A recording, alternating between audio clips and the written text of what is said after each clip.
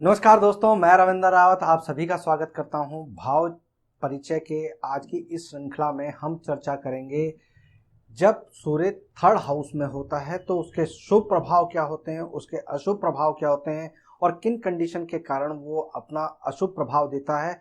लेकिन ये सारी चर्चा करने से पहले मैं आपको याद दिला दूं, अगर आपने अभी तक हमारे चैनल को सब्सक्राइब नहीं किया है तो प्लीज़ पहले उसे सब्सक्राइब करें और बेल बटन को जरूर दबा दें ताकि हमारे द्वारा जो वीडियो अपलोड होती हैं उसकी सारी नोटिफिकेशन आपके पास टाइमली पहुंच जाए।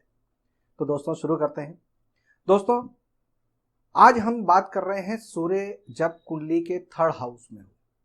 दोस्तों आप ये जानते हैं कि थर्ड हाउस बहुत शुभ हाउस नहीं माना गया है। इस हाउस में अधिकतर ये कहा जाता है कि यहाँ पर जो भी प्लेनेट आते हैं वो कहीं ना कहीं कमजोर अवस्था में होते हैं या अपने दुष्परिणाम देने की अवस्था में होते हैं। लेकिन जब यहाँ पर सूर्य आ जाते हैं तो सूर्य की अच्छी और नेगेटिव चीज़ों को देखने के लिए हमें इसकी जड़ों में जाना पड़ेगा। हमें यह समझना पड़ेगा कि तीसरे हाउस को कौन से प्लैनेट डिनोट करते हैं। तीसरे हाउस को सबसे पहले तो मंगल डिनोट करता है, क्योंकि मंगल यहाँ पर पराक्रम, ये हाउस जो है वो पराक्रम का है, ये हाउस जो है वो मेहनत का है, ये हाउस आपके छोटे भाई बहनों का है। तो मंगल भाई से संबंध रखता है, पराक्रम से संबंध रखता है। और राशि से यहाँ पर मिथुन राशि पड़ती है तो मिथुन राशि के कारण यहाँ पर बुध का प्रभाव होता है। ये बहनों का घर भी है, ये दुनियावी हिसाब किताब का घर भी है। तो दोस्तों थर्ड हाउस को आप बुध और मंगल के योग से मानकर चल सकते हैं। इस घर में राहु को उच्च माना जाता है। यहाँ पर राहु देव जब आते हैं तो अपना पूर्ण पॉजिटिव प्रभाव देने के ताकत रखते हैं। लेकिन यहाँ पर केतु का नेगेटिव प्रभाव होता है, केतु यहाँ पर नीच माने जाते हैं।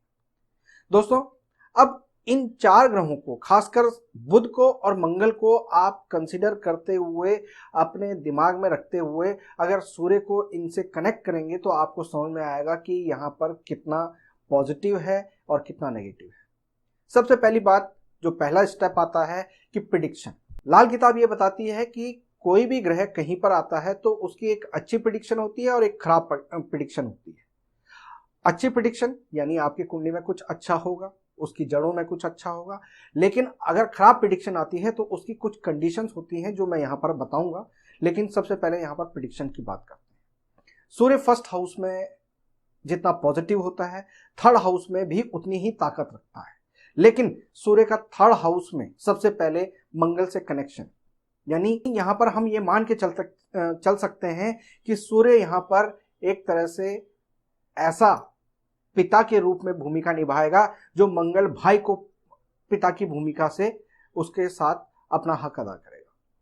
दोस्तों जब हम थर्ड हाउस में सूर्य की प्रिडिक्शन की बात करते हैं तो सूर्य यहाँ पर ये माने गए हैं कि ऐसा इंसान अपने छोटे भाई बंधुओं के लिए पिता की भूमिका निभाता है। अपने जीवन में खुद को संघर्ष में हमेशा उसको तोलना पड़ता है और अपने जीवन की अहम जो समय होता है वो अपने भाइयों को सेट करने में, अपने पिता की जो चीज़ें छोड़ी हुई हैं, वो कोई भी कारण हो सकता है, पिता के मृत्यु के कारण हो सकता है या पिता उस हिसाब से सक्षम ना हो, उस हिसाब से भी हो सकता है। इसको अपने ऊपर छोटी उम्र में ही कंधों पर अपने जिम्मेदारियां उठानी पड़ती हैं और पिता की भूमिका निभाता है, अपने भाई बंधुओं को सेट कर देता है, उनके लाइफ को एक मुकाम तक पहुंचाने में इसका बहुत बड़ा रोल ये अदा करता है। लेकिन क्या इसको ये फल प्राप्त होते हैं, उसका बेनिफिट मिलता है? तो यहाँ पर अशुभ में ये कहा जाता है कि ऐसा इंसान जब अपने एक अधेड़ उम्र में होता है, अपने भाई बंधुओं के शादी वगैरह कर देता है तो उसके बाद उसकी सिचुएशंस ऐसी आ जाती हैं कि उसके भाई बंधु ही उसके द्वेषी हो जाते हैं, उसके विरोधी हो जाते हैं। और जिसके लिए उसने अपना जीवन त्यागा होता है वही भाई बंधु उसको अब कोर्ट कचहरियों के चक्कर लगवा रहे होते हैं या उसके शक्ल देखना पसंद नहीं करते, उसको गालियां देते हैं या उससे झगड़ा करते हैं। तो ऐसी सिचुएशंस क्यों आती हैं? दोस्तों कहीं ना कहीं इंसान जाने अनजाने में अपने ग्रहों को खराब करता है। कुछ कंडीशंस होती हैं और कुछ उसके कर्म होते हैं। अगर कुंडली में चंद्रमा यहाँ पर मंदा होता है तो ऐसे इंसान के घर में दिन दहाड़े चोरी होती है।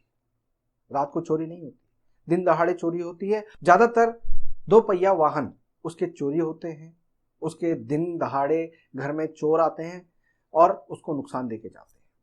ये इसकी नेगेटिव की पहचान है, लेकिन यहाँ पर चंद्रमा का मंदा होना देखना पड़ता है।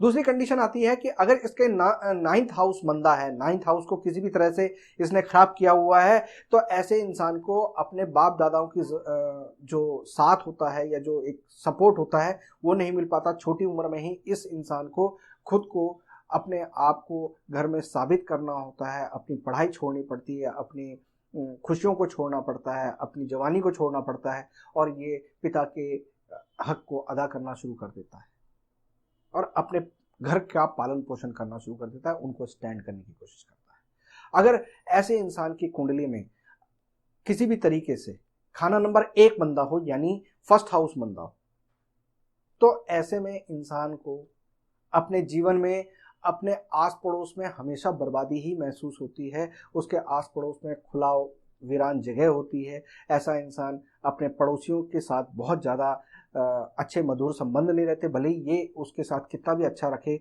इसको ऐसे संबंध नहीं मिलते। या आस पड़ोस ऐसा होता है कि वो आपस में लड़ते रहेंगे या उस लेवल के बंदे नहीं होते जो कि एक पड़ोसी कहलाने लायक हों। वो ऐसे लोगों के आस पड़ोस में ज़्यादातर जुआरी, शराबी, इस तरह के लोग इकट्ठे हो जाते हैं, जो अक्सर घर के आस पड़ोस में एक तनाव की स्थिति पैदा करते थे, यानी तनाव वाली स्थिति में ऐसा इंसान रहता है। अगर ऐसे इंसान की कुंडली में बुध किसी भी तरीके से पापी ग्रहों से पीड़ित हो, मंदा हो, या बुध को किसी भी तरह से आप खराब कर देते हैं, तो जो मामा खानदान है उनके लिए बहुत परेशानी होती है। मामा खानदान के साथ बिल्कुल संबंध खराब हो जाते हैं, बहुत बुरा असर आता है मामा खानदान पे। कोई ना कोई मौत होती रहती है और अक्सर मामा खानदान इन लोगों के लिए परेशानी का कारण भी बन जाता है। तो दोस्तों, ये कंडीशंस जब होती हैं तो उसके अकॉर्डिंग इस इंसान को अपनी लाइफ में संघर्ष देखना पड़ता है। जब ये सारी कंडीशंस आपके सामने हों तो इस ग्रह को ठीक कैसे किया जाए? देखिए, सूर्य नेगेटिव जब भी हो रहे हैं, सूर्य की जो नेगेटिव चीज है लाल चींटियां। लाल चींटियों को आप आटा और चीनी रोज जाके डालते हैं तो इससे आपके सूर्य पॉजिटिव होते हैं, सूर्य का नेगेटिव प्रभाव कमजोर होता है। थर्ड हाउस जो सूर्य के लिए यहाँ पर रत्न आप धारण कर सकते हैं, तो उससे आपको काफी फायदा मिलता है। माणिक रत्न आप अगर अपनी उंगलियों में धारण करते हैं तांबे में, तो इससे आपको काफी हेल्प मिलती है।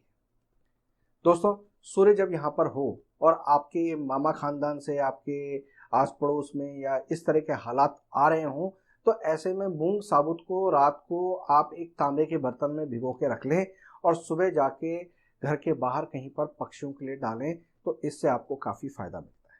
दोस्तों, अगर आपकी कुंडली में चंद्रमा के मंदे हालात हों तो ऐसे में सूर्य को जल देना यहाँ पर बहुत ज़्यादा फायदेमंद होता है, क्योंकि चोरी, नुकसान, इन चीज़ों से आप यहाँ पर सूर्य चंद्रमा की मदद से बचाएं।